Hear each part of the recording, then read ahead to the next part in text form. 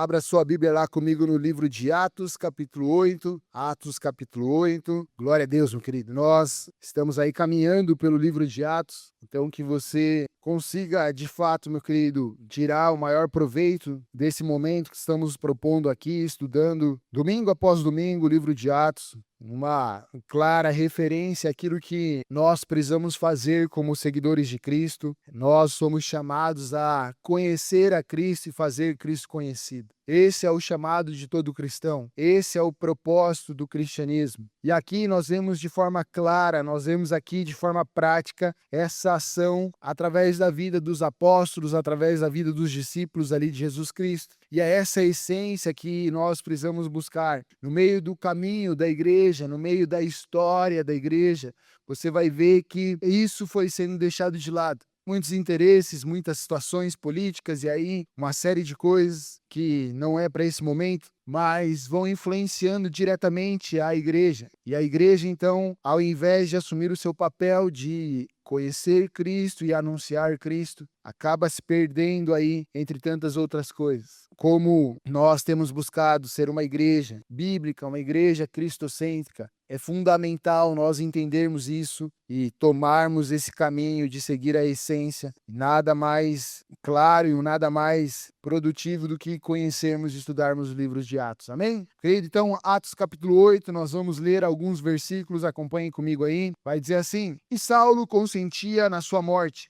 Naquele dia, levantou-se grande perseguição contra a igreja em Jerusalém, e todos, exceto os apóstolos, foram dispersos pelas regiões da Judéia e da Samaria. Alguns homens piedosos sepultaram Estevão e fizeram um grande pranto sobre ele. Saulo, porém, assolava a igreja, entrando pelas casas e arrastando homens e mulheres. Assim, os colocava no cárcere. Intermitentes, os que foram dispersos iam por todas as regiões pregando a palavra. Felipe, descendo a cidade de Samaria, anunciava ali a Cristo. As multidões, então, atendiam unânimes às coisas que Felipe dizia, ouvindo as coisas e vendo os sinais que ele operava. Pois os espíritos imundos de muitos possessos saíam gritando em alta voz. Muitos paralíticos e coxos foram curados. E houve uma grande alegria naquela cidade. Ora, havia também naquela cidade um homem chamado Simão, que ali praticava mágica, iludindo o povo de Samaria, insinuando ser ele o grande vulto. Qual todos davam ouvidos do menor ao maior, dizendo: Este homem é o poder de Deus,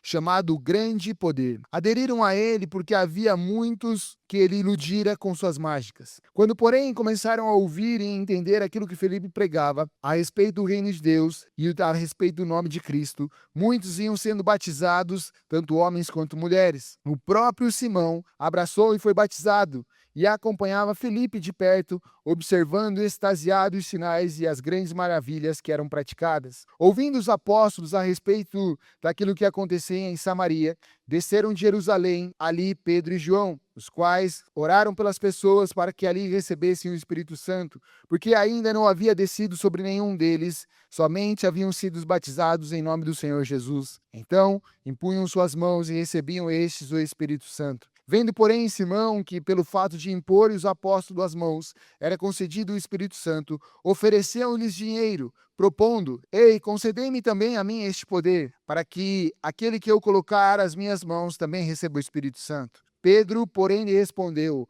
O teu dinheiro seja para contigo perdição, pois julgaste adquirir por meio dele o dom de Deus. Não tens parte nem sorte neste ministério, porque o teu coração não é reto diante de Deus. Arrepende-te, pois, da tua maldade, e roga ao Senhor, talvez seja perdoado ao intento do seu coração, pois vejo que está em fel de amargura e laço de iniquidade. Respondendo, porém, Simão disse e pediu: Rogai vós por mim ao Senhor, para que nada do que dissestes venha sobre mim. Eles, porém, havendo testificado e falado a palavra do Senhor, voltaram para Jerusalém e evangelizaram em muitas aldeias dos samaritanos. Pai, obrigado pela tua palavra. Fala conosco, Senhor. Nos edifica nessa noite. Saiamos daqui tomados pela tua palavra e tocados diante da revelação do teu Espírito. Que nada, Pai, aqui seja gerado por condições humanas ou pela sabedoria humana, mas sim pela manifestação do poder do teu Espírito. Que cada coração aqui, Pai, esteja sensível à sua voz, para que juntos possamos ser edificados e transformados. Assim nós oramos e te agradecemos no nome de Jesus, Senhor. Amém. Você pode dar uma salva de palmas a Jesus? Então aqui, meu querido, continuando, talvez você não estava presente, não há problema nisso, mas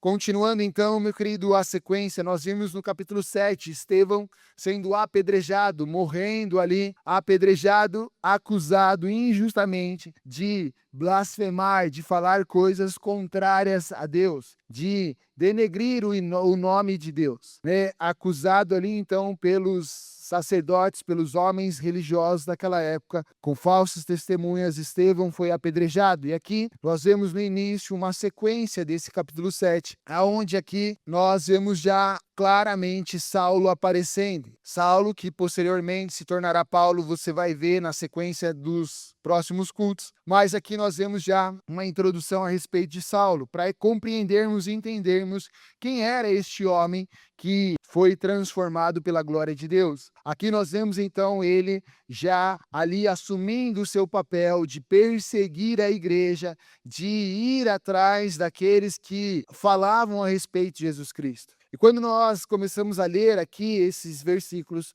nós vemos então que com a perseguição da igreja, com o caminho de Cristo ali sendo agora colocado como algo perigoso pelos sacerdotes que tinham medos daquilo que aqueles homens estavam gerando sobre a sociedade. Nós vemos ali então aqueles que seguiam a Cristo se dispersando, indo a outras cidades, se espalhando. Isso vai dizer que eles começam a se espalhar, exceto os apóstolos. Por que os apóstolos permaneceram em Jerusalém? Porque eles tinham ali em Jerusalém a capacidade de resistir com maior firmeza a essa perseguição. Mas não só pelo fato de resistir, mas como sendo apóstolos, aqueles que foram capacitados por Cristo para anunciarem o reino de Deus ali, eles também tinham um reconhecimento da sociedade. Era muito mais fácil eles apedrejarem Estevão, como assim eles fizeram, do que apedrejar Pedro. O apedrejamento de Pedro causaria uma grande revolta. Já o de Estevão, ele passaria um pouco mais despercebido. Então, com graça e sabedoria da parte do Senhor, eles permanecem em Jerusalém para mostrar que eles estavam convictos daquilo que Deus havia lhe pedido, mas também para resistir àquela perseguição e para demonstrar também aos discípulos, daqueles que foram, a coragem que estava sobre suas vidas. A coragem não para aparecer ou se promover, mas a coragem de continuar firmes anunciando o reino de Jesus Cristo, dispostos a morrer por esse Cristo, convictos então daquilo que Cristo fez. O exemplo dos apóstolos de permanecerem ali em Jerusalém, no pior dos momentos da perseguição, era uma forma de mostrar aos demais quão convictos eles estavam a respeito daquilo que eles viviam, quão firmes eles estavam a respeito da obra de Jesus Cristo, em relação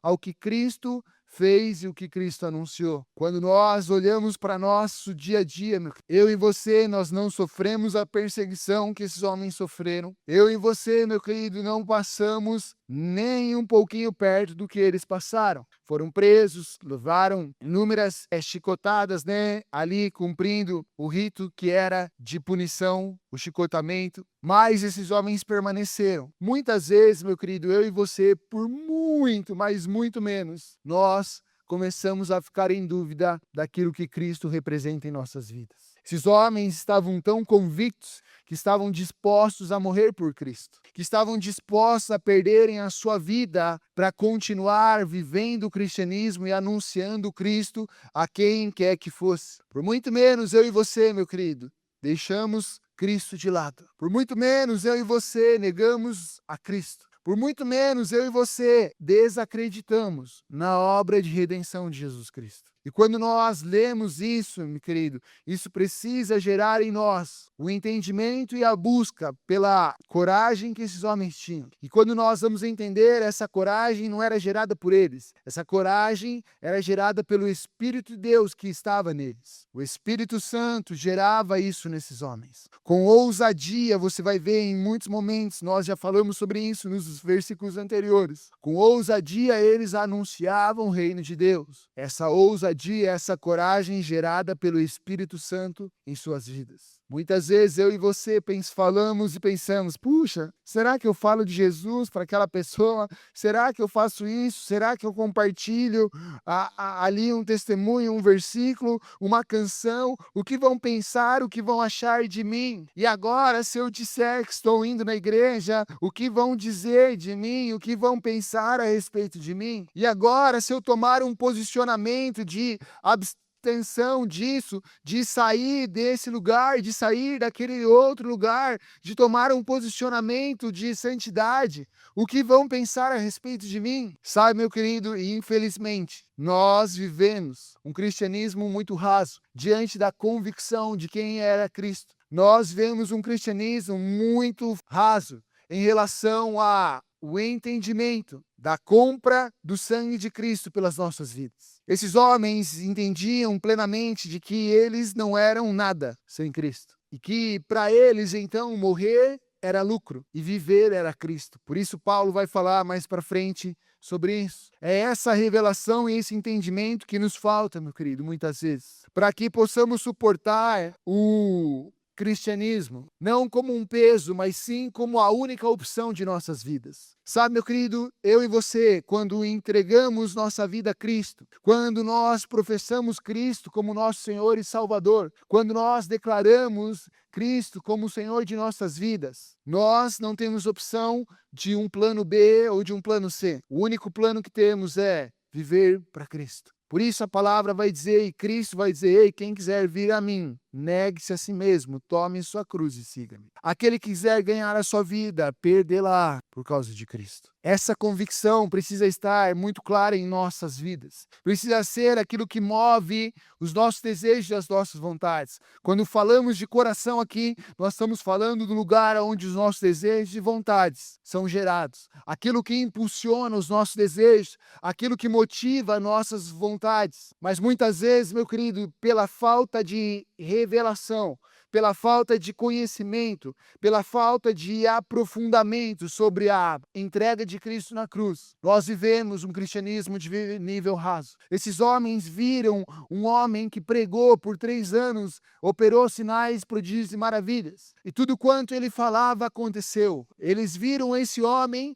morrer. Eles viram esse homem ser crucificado injustamente. Pelos meus e os seus delitos, nós crucificamos a Cristo. Mas esses homens também viram esse mesmo Cristo dizer que ele retornaria e ao terceiro dia ele ressuscita e esteve junto com eles. O que gerou a convicção a respeito da obra de Cristo não foi o tempo que eles passaram juntos orando, não foi quantas vezes eles foram na igreja, não foi eles assumirem uma nova religião e dizer, não somos mais judeus, agora nós seguimos o caminho, nós seguimos a Cristo. O que gerou essa convicção em seus corações foi conhecer profundamente a Cristo. E hoje, meu querido, infelizmente, as pessoas querem tudo que Cristo pode lhe oferecer, mas não querem conhecer a Cristo profundamente. Porque conhecer a Cristo profundamente vai mexer com o nosso ego, com a nossa vontade e vai mexer com o nosso orgulho.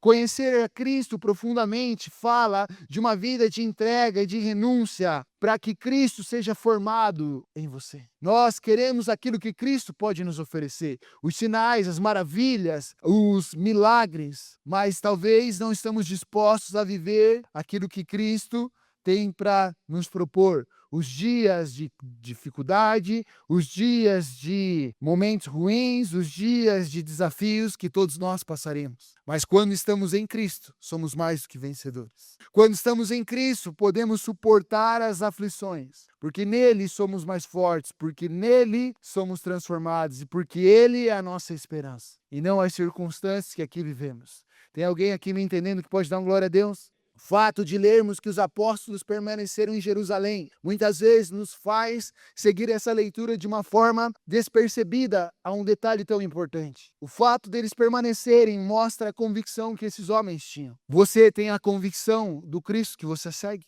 Você não precisa me responder, mas você pode responder a si mesmo.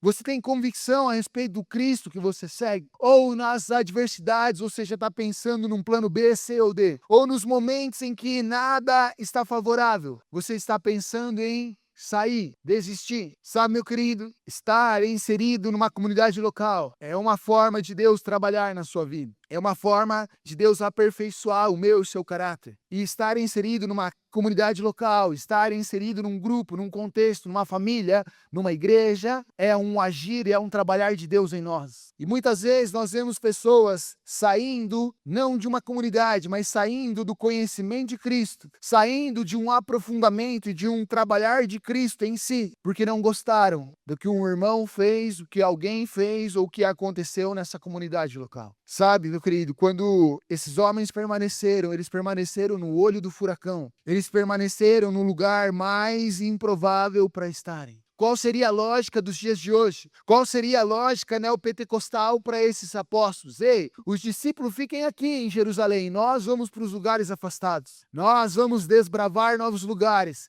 E vocês fiquem aqui, sofrendo a pior perseguição. Não, mas a mentalidade do cristianismo, a mentalidade do cristão verdadeiro eu estou aqui, pronto, para entregar a minha vida por Cristo, eu vou permanecer aqui. Porque é aqui que Deus me pediu para estar. E é aqui que Deus quer trabalhar em minha vida. É aqui que Deus quer transformar a minha vida. Por isso eles permaneceram em Jerusalém, convictos de quem era Cristo e da sua responsabilidade como testemunha de Cristo. Se todo mundo fugisse de Jerusalém, se todo mundo saísse de Jerusalém, quem anunciaria, quem pregaria naquela cidade? Então, os apóstolos permanecem e os demais começam a ir a outros lugares. E aqui nós vemos então um relato a respeito de Filipe. Filipe chegando a Samaria e ali anunciando o reino de Deus. Filipe chegando então a essa cidade e ali falando a respeito do cristianismo, falando a respeito de Jesus. Sinais, prodígios e maravilhas aconteciam, porque ali, direcionados pelo Senhor, eles estavam manifestando o reino e a glória de Deus. Debaixo de uma direção do Senhor, eles estavam ali então anunciando o reino de Deus, trazendo ali a palavra de uma forma prática, o cristianismo sendo aplicado, o cristianismo sendo vivido, o cristianismo sendo colocado em prática. Talvez nos nossos dias de hoje nós não vejamos tantos sinais, prodígios e maravilhas como eles viam naquela época. Porque, como em alguns cultos atrás eu comentei, a cultura daquela sociedade, daquela geração, era que toda enfermidade era gerada por um espírito imundo. Qualquer pessoa doente estava ali atormentada por um espírito imundo. Era isso que eles acreditavam. Por isso, Cristo operou muitos sinais e maravilhas para demonstrar ali, então, o seu poder e a sua grandeza, a ação do seu reino de transformação. Nos dias de hoje, meu querido, talvez não é dessa forma que eu e você vamos levar o reino, ainda que sim, nós devemos orar pelos enfermos, sim, nós devemos orar pelos que estão possessos. Mas talvez a maior manifestação da glória do reino de Deus nos dias de hoje, que eu e você podemos gerar ou viver, é através de um bom testemunho e através do anunciar da obra de Cristo em nossas vidas. Através de um bom testemunho, através de uma vida equilibrada, através de uma vida manifestando o caráter de Deus. Porque se no contexto daquela sociedade que não tinha remédio, não tinha infraestrutura, que não tinha médico, então muitos viviam doentes, essa era a necessidade deles. Hoje a necessidade, meu querido, que a nossa geração, que as pessoas ao nosso redor estão precisando é de um bom exemplo de caráter, um bom exemplo de integridade, um bom exemplo de pessoas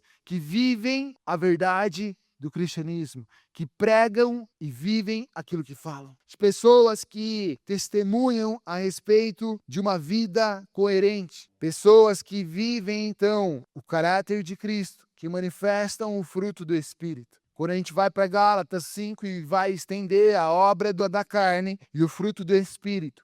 Quando a gente começa a ler as obras da carne, você começa a identificar na sua vida aquilo que você faz e ao seu redor aquilo que está acontecendo. Qual é a resposta para as obras da carne? Talvez não seja a oração e expulsão de demônios. Talvez não seja a oração e paralíticos se colocando de pé. A resposta está ali através de pessoas que manifestam o fruto do Espírito.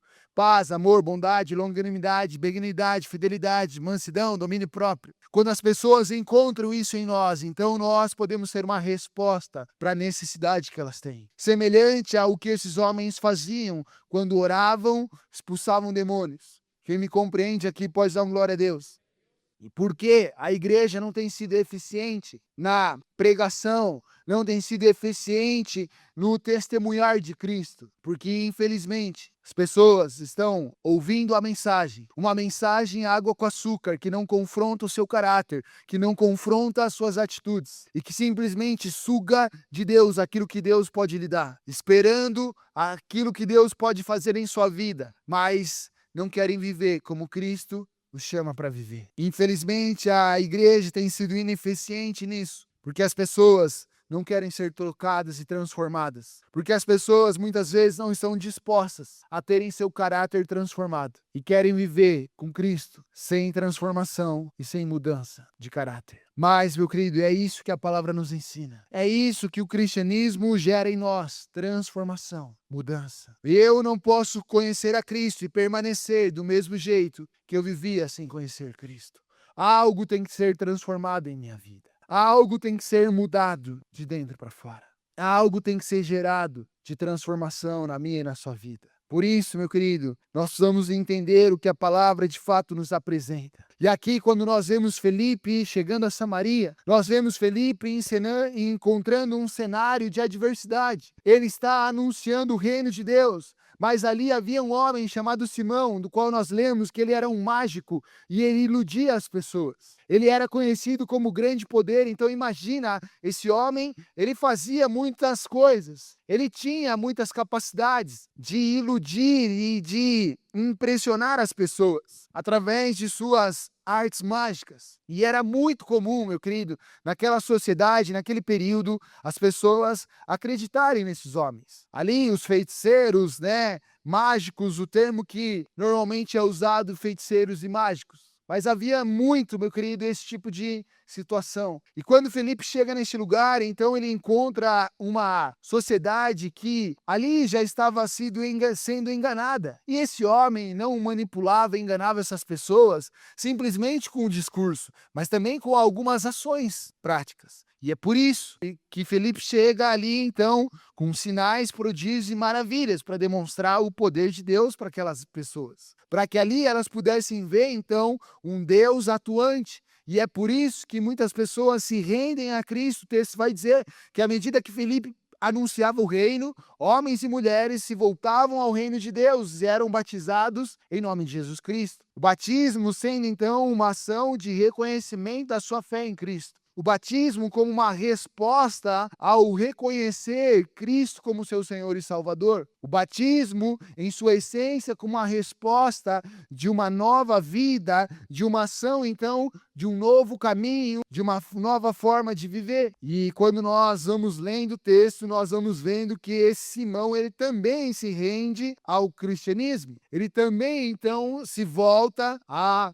caminhar com Filipe. E ele começa a observar, o próprio Simão também creu e foi batizado. E começou a andar ali com Filipe, maravilhados dos sinais que eram realizados. Esse homem começou a andar com Filipe, porque algo foi despertado dentro dele. O desejo, talvez, de realizar os mesmos sinais que Filipe realizava. Ele era alguém que conhecia, por ser um mágico, algumas coisas sobrenaturais. E quando ele se depara diante de Felipe, ele deve ter pensado: uau, eu nunca vi nada semelhante a isso. Eu nunca aprendi nada semelhante a isso. Porque toda a magia, toda ação, meu querido, ligada a essas coisas no mundo espiritual, jamais se comparam com o poder de Deus. Quando você vai para um caminho perigoso de ações espirituais que não são de Deus, elas têm muitas coisas a oferecer, mas que jamais se comparam com aquilo que Deus pode oferecer e fazer. Então esse homem, ele olha e fala: uau, esse cara é poderoso. Eu sou o grande poder, mas eu quero aprender, porque esse homem parece ser mais poderoso do que eu. Então ele começa ali a seguir Filipe, ele começa a ver aquilo que Filipe estava fazendo. Só que é interessante, meu querido, que então os apóstolos começam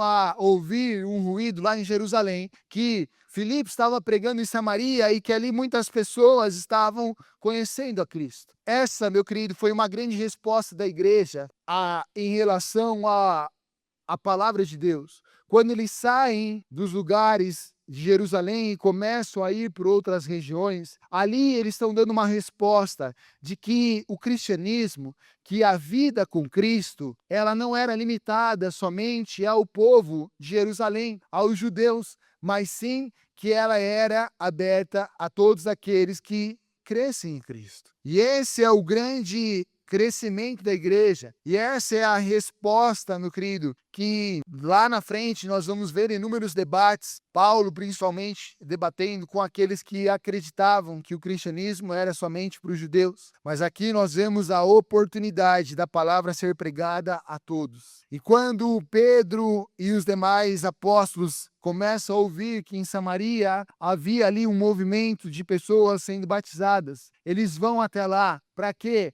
Para conhecer e entender o que estava acontecendo naquele lugar. E quando eles se deparam ali e percebem que as pessoas não tinham de fato ainda tido uma experiência com o Espírito Santo, eles começam então a orar para que essas pessoas tivessem essa experiência. No livro de Atos, você vai ver que uma das principais evidências da pessoa receber o Espírito Santo era o falar em línguas. Ainda que essa não seja a única evidência. Todo aquele que crê em Cristo, meu querido, ele recebeu o Espírito Santo, porque a revelação do Cristo vem pelo Espírito de Deus em nossas vidas, amém? Amém ou não? Receber aqui o Espírito Santo, ele vai falar sobre uma ação do dom do Espírito Santo agindo na vida daquela pessoa. Todos aqueles que foram batizados pelo entendimento de quem Cristo era e pelo desejo então de ter uma nova vida em Cristo, esses estavam com o Espírito Santo. O Espírito Santo habita neles. Mas quando Pedro e os demais chegam ali, eles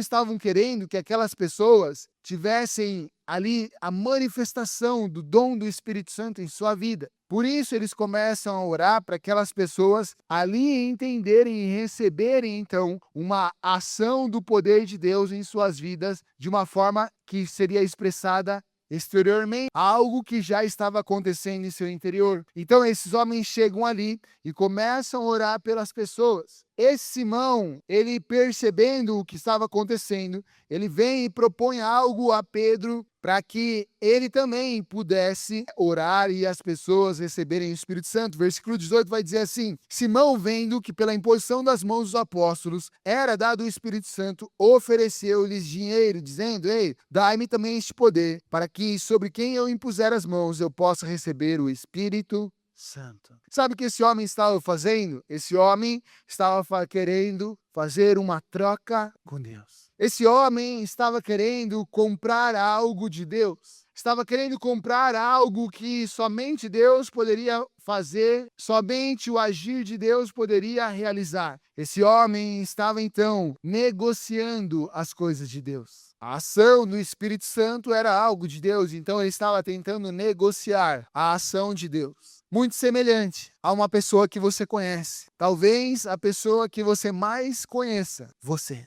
Muito semelhante a mim e a você, que dia após dia tentamos negociar as coisas de Deus e com Deus. Ah, pastor, fale você, que eu não faço isso. Tá bom. Quantas vezes você não se deparou com uma situação adversa e disse: ei Deus, se você me der a resposta a partir de agora, eu vou ler e orar cada dia mais.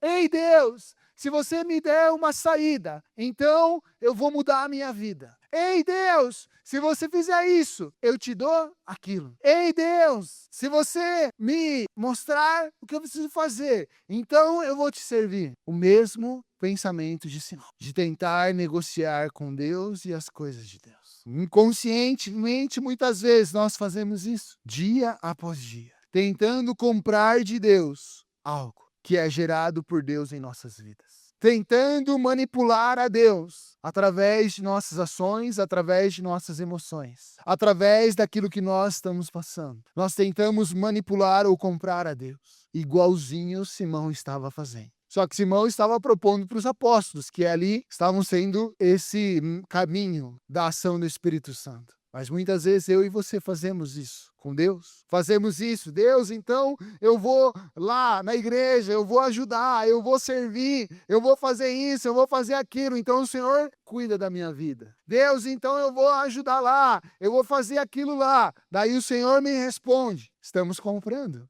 ou tentando manipular a Deus. Estamos tentando, assim como Simão, negociar as coisas do Senhor. Pedro e os demais apóstolos não foram lá para negociar. Eles foram lá para viver a verdade do reino de Deus. Para viver de forma sincera, sem máscara, aquilo que Deus estava fazendo em sua vida. Sabe o que Simão também estava negociando? Simão estava negociando o ser com o fazer. Posso? Sim ou não, meu querido? Simão estava negociando o ser com o fazer. Ele viu os apóstolos ali manifestando o reino de Deus, sendo quem Deus os chamou para ser testemunhas e ali agindo em nome de Cristo. Ele queria o fazer e não o ser. Será que Simão estaria disposto a correr o mesmo risco de vida que Pedro e os demais estavam correndo? A resposta nós vamos ver quando Pedro o confronta. Mas muitas vezes, meu querido, nós estamos querendo comprar, negociar o ser, nós queremos fazer sem ser. Nós queremos fazer as coisas sem, de fato, viver elas. Vou te dar um exemplo mais prático disso. Quando muitas vezes as pessoas querem um casamento abençoado. Puxa, então eu quero um casamento abençoado. Eu quero fazer de um marido abençoado, que cuida da sua família, que cuida da sua esposa, que cuida dos seus filhos. Mas eu não quero ser um homem de oração, um homem que se submete à palavra do Senhor. Não quero ser um homem transformado no caráter de Cristo. Mas eu quero fazer de um homem que vive dessa forma. Mas eu quero fazer sem ser. Quem está me entendendo aqui pode dar uma glória a Deus. As pessoas querem o benefício de uma vida com Deus, mas não estão dispostas a viver com Deus. Eu quero ser próspero, mas a pessoa quer ser? Não, ela quer o fazer de quem é. E aí, meu querido, nós vamos para várias áreas. Nós podemos ir para vários lugares quando nós entendemos esses conceitos. Nós podemos ser transformados por Deus quando somos verdadeiros diante de Deus e perguntamos: ei, eu quero fazer ou eu quero ser? Eu estou buscando ser como Cristo ou estou buscando o fazer daquilo que Cristo pode operar? Muitas vezes, meu querido, nós estamos exatamente como Simão. Nós queremos fazer as coisas. Nós queremos o resultado. Simão queria que quando ele colocasse a mão sobre as pessoas recebessem o Espírito Santo. Ele queria o produto do ser fiel a Deus, do ser dependente de Deus. Ele queria o produto sem estar disposto a passar por esse processo, sem estar disposto a viver com Deus. A maior resposta é quando Pedro diz: ei, pega o teu dinheiro e sai daqui. Fica com o teu dinheiro, porque pensaste que o dom de Deus pode ser comprado com dinheiro. Como assim você está pensando que o poder de Deus, o dom de Deus, que é algo dado por Deus, pode ser comprado? Em outras palavras, Pedro está dizendo assim: ei, aquilo que só Deus pode gerar, não tem como você comprar. Para que seja gerado, você precisa estar com Deus. E é Ele quem vai fazer em você. E não você como quer, na hora que quer, do seu jeito. Sabe, meu querido, muitas vezes nós estamos exatamente assim como Simão. Nós queremos o produto daquilo que nós ouvimos, daquilo que nós aprendemos, daquilo que nós vemos através da vida dos outros. Mas nós não estamos dispostos a ser aquilo que Cristo nos chama para de fato ser. Ah, eu quero uma vida assim. Ok, meu querido. Você deve buscar, você deve sonhar, você deve planejar, você deve almejar as coisas, sim. Mas entenda que você também vai precisar não só buscar o produto, mas você vai precisar estar disposto a ser transformado. E aí Deus vai fazer, se Ele quiser ou não, na sua vida. Quantas pessoas buscando o fazer ao invés de ser? Quantas pessoas tentando negociar com Deus? Então eu vou ser uma pessoa melhor para que Deus faça isso na minha vida. Não, não, não. Eu vou ser uma pessoa melhor porque eu quero ser transformado e viver como Cristo viveu. E aí, se vai acontecer isso ou não, não depende de você, mas depende do Senhor. Você faz as coisas não pensando no resultado que aquilo pode gerar, mas você faz com o entendimento e o desejo de buscar e adorar a Deus. Quando Pedro diz, ei, você está tentando comprar o dom de Deus? Você está, então, tentando manipular uma situação para que Deus opere na sua vida. Você acha, então, que aquilo que você tem, você pode requerer as coisas de Deus. E não é assim, meu querido. A soberania de Deus vai muito além do meu e do seu requerer as coisas de Deus. A soberania de Deus vai muito além de cumprir ritos e tarefas. Tem a ver com um coração disposto diante de Deus. Tem a ver com um coração quebrantado diante de Deus. Tem alguém me entendendo aqui que pode dar uma glória a Deus? Puxa, então eu vou jejuar e orar para que Deus me dê isso. Não, não, não, meu querido. Jejum e oração não é uma moeda de troca com Deus. Jejum e oração é um desejo de se aproximar, de estar mais sensível à voz de Deus, de conhecer mais a Deus, não de uma troca com Deus. Muitas vezes as pessoas são ensinadas a fazerem trocas, porque esse é o caminho da religiosidade. Eu faço, então porque eu fiz, eu sou retribuído. Não, não, não. Eu faço porque eu entendo o que eu estou fazendo. E a retribuição é uma consequência da soberania de Deus em fazer ou não fazer. Se ele fizer, glória a Deus. Se ele não fizer, glória a Deus do mesmo jeito. Porque o que me moveu a fazer não era o produto, mas sim ser transformado mais parecido com Cristo. Tem alguém me entendendo aqui? Nós devemos orar e jejuar, sim, amém? Que senão tem alguém que está aí viajando e só escuta isso e vai dizer, nossa, o pastor está dizendo que não precisa orar e jejuar. Você deve orar e você deve jejuar. Mas isso não deve ser uma troca com Deus. Você não deve fazer isso para trocar as coisas com Deus, mas sim para se aproximar de Deus. Mas sim para que Deus transforme você, para que Deus opere em você. E se acontecer algo, aí é a ação da soberania dele e não uma ação que você fez. Porque quando a gente cai nesse engano de trocar as coisas com Deus, cadê a graça de Deus então? Cadê a soberania de Deus então? Quem está me entendendo aqui pode dar glória a Deus. Se eu tenho a capacidade de mover Deus pelo que eu faço, então Deus não é tão poderoso assim, porque ele passa a ser meu objeto que eu movo conforme as minhas ações, os meus ritos e as minhas práticas. Cuidado, meu querido. Hoje, a teologia neopentecostal, dentro de outras atuações, e quando eu falo isso, eu não estou generalizando, estou falando de alguns movimentos, tem ensinado as pessoas a trocar as coisas com Deus e a mover em Deus como se fosse uma peça no tabuleiro de xadrez ou de dama. Então eu venho na igreja, então eu oro, então eu levanto as minhas mãos, então eu trago uma oferta, então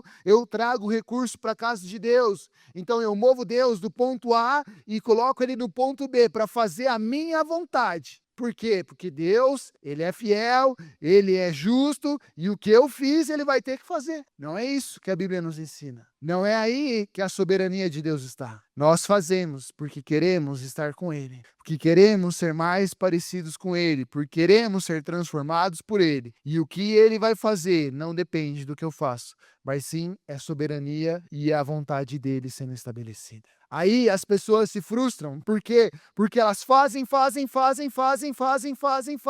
e nada acontece. Puxa, eu fiz tanto para Deus. E cadê Deus nessa hora? Deus nunca disse que se você fizesse, ele teria a obrigação de responder aquilo que você quer. Deus nunca disse que seria seu objeto manipulável, porque ele é imutável, soberano, poderoso e dono de todas as coisas. A história está errada. Quem é transformado, quem é mexido, sou eu e você. Por ele, não nós mexermos a ele. E hoje as pessoas têm caído nesse engano de que, pelos seus ritos, pelas suas práticas, pelo que fazem, podem mover a Deus. Porque tem lhe faltado a consciência de que nada precisa, porque tudo que eu e você precisávamos, a ceia de hoje representa a morte e o sangue de Cristo naquela cruz. Porque as pessoas querem manipular Deus, porque elas querem viver conforme a sua vontade e não conforme a vontade de Deus. Se a vontade de Deus, meu querido, seja que você passe por isso, por aquilo. Se a vontade de Deus seja que você faça isso e aquilo, aí você não quer viver, aí você não tá gostando, aí não tá legal. Por quê? Porque você ainda é dono da sua vida. E você não entendeu que a partir do momento que você chama Jesus de seu Senhor e Salvador, a sua vida já não é mais tua, mas passa a ser dele. E se é dele, ele tem o direito de mover você para onde ele quiser, como ele quiser. Simão aqui, coitado, sabia de nada, inocente. Por isso Pedro vai dizer: ei, pega o teu dinheiro e vaza daqui. Não se pode comprar aquilo que Deus faz, o dom de Deus. Pedro vai dizer ainda: ei, o teu coração, olha só o que Pedro vai dizer, 21, tu não tem parte nem sorte nesse assunto, porque o teu coração não é reto aos olhos de Deus. Ei, o teu coração não está alinhado com o de Deus.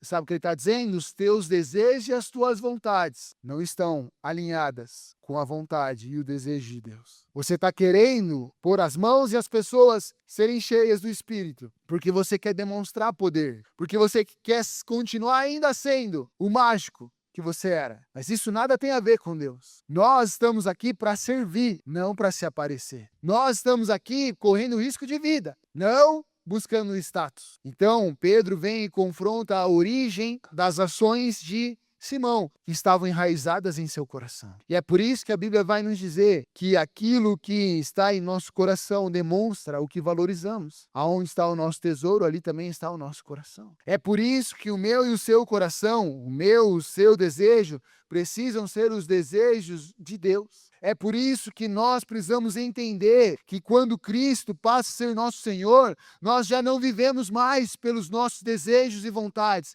mas passamos a viver pelos desejos e a vontade do Senhor. Esse é o problema que muitos não entendem. Estão buscando em Deus respostas para aquilo que querem, ao invés de entender que estão com Deus e aí vão viver pelo que Deus quer. E aí passam a ser chamadas a viver pelo que Deus tem para suas vidas. Sabe quando foi o dia que eu sonhei, o dia que eu planejei ser um pastor? Nunca. Mas o dia que eu disse: Deus, a minha vida é sua, eis-me aqui, eu estou aqui para viver os seus desejos e as suas vontades. Eu estava dizendo: Deus, se o Senhor tem esse desejo, faz e cumpre. Eu estou aqui para obedecer a sua voz. Agora, meu querido, muitas vezes nós estamos querendo negociar as coisas de Deus. Muitas vezes nós estamos querendo viver com Deus. Pedro vai dizer no 22, eu estou encerrando com isso já, vai dizer assim: arrepende, pois, da tua maldade e ora para que Deus, porventura, os teus pensamentos, seu coração sejam perdoados. Ora, porque aquilo que você está pedindo, ora, porque aquilo que você está buscando é contrário ao que Deus quer. Ora, para que o seu coração seja transformado. Ora, para que a sua maldade, aqui a maldade fala do desejo dele, do anseio dele, talvez de aparecer, de ostentar. Essa era a maldade que estava impulsionando ele. Ora, para que isso seja transformado na sua vida. Ora, para que isso seja mudado. Cai em profundo quebrantamento e arrependimento. Cai em profunda tristeza. Se humilha diante de Deus para ser transformado por Deus.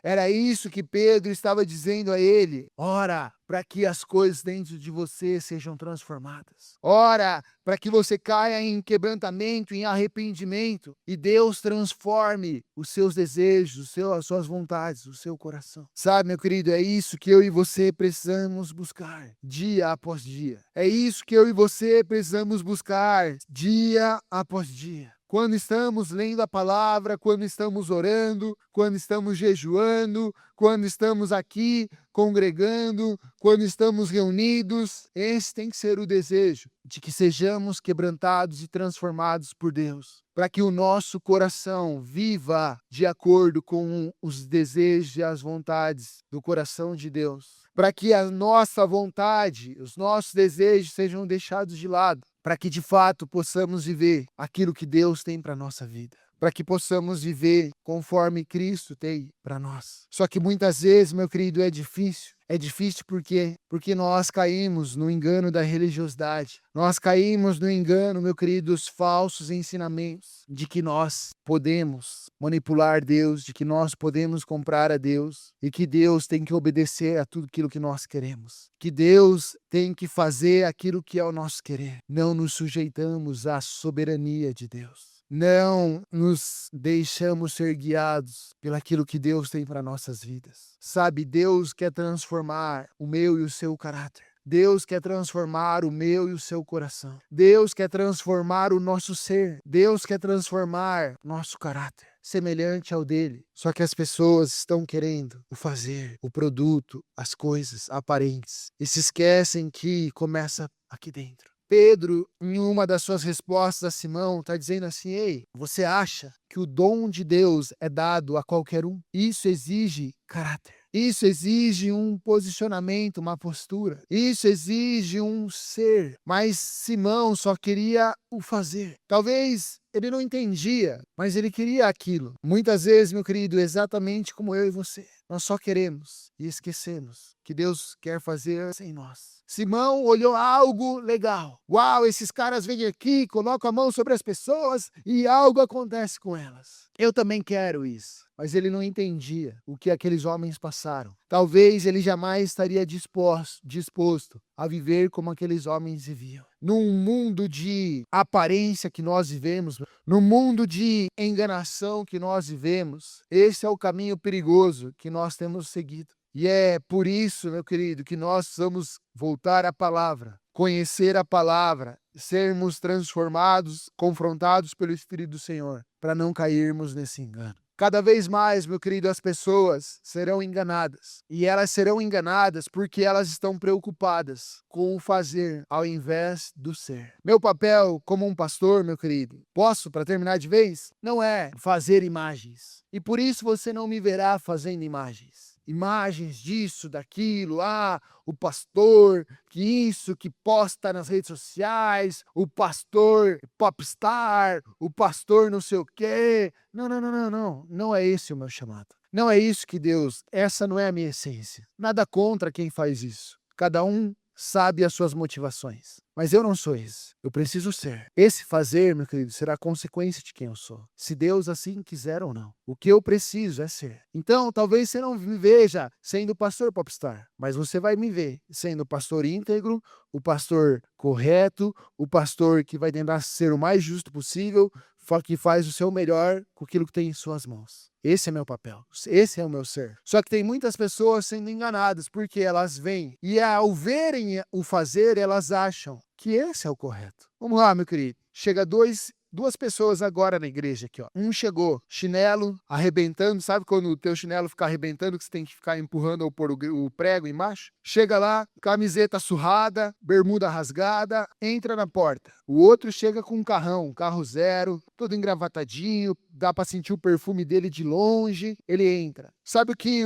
as pessoas que vivem pelo fazer vão dizer? Uau, aquele cara é abençoado que chegou de carro novo, perfumado. Aquele outro, que lá não é abençoado. Que lá, ó, deve estar na brecha. Que lá, ó, ei, por quê? Porque nós estamos olhando por fora o produto. Mas você não sabe se esse cara só tem essas coisas de aparência ou tem porque conquistou de uma forma errada. E esse cara que chegou tão humilde, vive um cristianismo verdadeiro. É um homem de Deus que vive a essência do cristianismo. E aí nós caímos nesse engano, meu querido, de olhar para o produto exterior das coisas e achar que essas são as coisas certas, quando na verdade nós precisamos olhar para as coisas internas, para as coisas que muitas vezes não aparentam, mas que são vistas através de constância, que são vistas através do tempo, através de disposição. Simão queria o que os apóstolos estavam fazendo, mas será que ele teria a mesma disposição dos apóstolos? Quantas vezes eu e você queremos, mas será que nós estamos dispostos? Que eu estou te falando aqui, dando testemunhos e exemplos, meu querido. É para que você sonde o seu coração agora diante de Deus. Para que você ore ao Espírito de Deus e Ele te mostre se de fato nós temos tentado negociar com Deus. Quais são as coisas que talvez você tenha procurado o produto, o resultado exterior, aquilo que é visto, aquilo que é perceptível, mas tem esquecido da essência, daquilo que está lá dentro. Se de fato Deus é soberano na sua vida, se de fato a sua vida já não é mais sua, mas sim de Deus, e você está disposto a viver para Deus e por Deus, como Ele quiser, e não mais como você quer. Puxa, é tão legal tocar, é tão legal pregar, é tão legal aparecer. Talvez se não pensou isso, mas tem um processo, tem um ser. Isso. Muitas vezes as pessoas são enganadas pelo que vem, pela falsa aparência. Talvez você tenha se enganado com as falsas aparências. Sabe, meu querido, nós precisamos ser, nós precisamos entender a essência, nós precisamos conhecer a Cristo, nós precisamos viver com Cristo. E entender que no reino de Deus não é por imagens e aparências, mas é sim por aquilo que está dentro. Porque você vê inúmeros escândalos aí na igreja atual. Porque as pessoas vivem de uma aparência e esquecem de ser. Porque à medida que as coisas começam a acontecer, a pessoa se perde no meio do caminho. Me volta mais os seus olhos para os produtos do que a essência de Cristo. Sonde seu coração. Peça para que o Espírito Santo fale contigo nessa hora. É você e Ele, meu querido. Não há oração mais poderosa nessa noite do que a sua de quebrantamento, do que a sua de arrependimento.